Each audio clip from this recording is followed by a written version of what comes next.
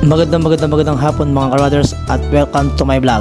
For today's videos mga kabrothers, September 15, 3pm po ng hapon ay magluluto po tayo ng special na tinolang paa ng manok at leeg mga kabrothers. At ito na po ang kanyang mga ingredients. At shoutout po pala Sky Andre Asuncion, ang pogi kong pamangkin. Happy birthday Andre Asuncion, ang pamangkin kong pogi, at maligayang bati sa iyong karawan. Tubig continue po tayo mga brothers, at ito po, inihiwa na po natin ang ating paa ng manok para iwahin ang mga kuko nito, at isasaboy na po natin ang ating leg mga brothers. At abang inihiwa po natin mga brothers ay meron po kasagot sa inyo, 3 plus 3 equals Christmas tree. Alright,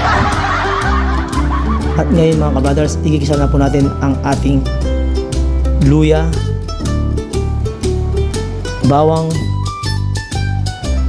sibuyas at kamatis mga kabrothers. At kapag naging golden brown na po ito mga kabrothers, ay pwede na po natin ilagay ang ating paa at leg ng manok mga kabrothers.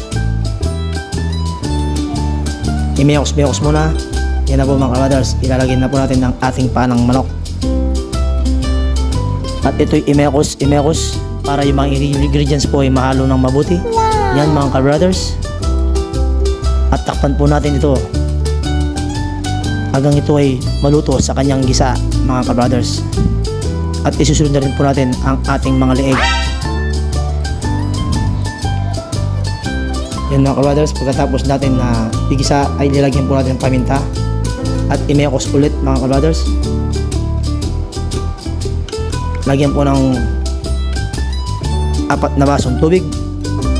Yan mga kabrothers.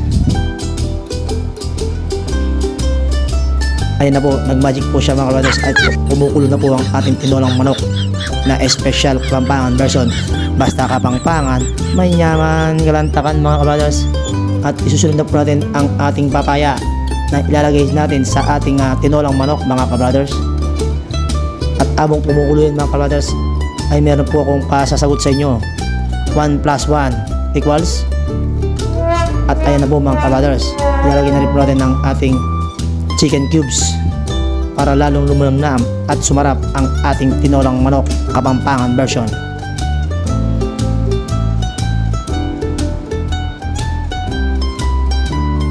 Yan mga kabrothers, kumukulo na ang ating Kapampangan version na tinola.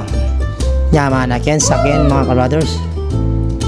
At ilagay na po natin ang ating green chili at isusunod na po natin ang ating malunggay na mabitamina sa ating katawan mga kabrothers. Thank you for watching. Follow, like, and share to my videos. God bless all. Say peace.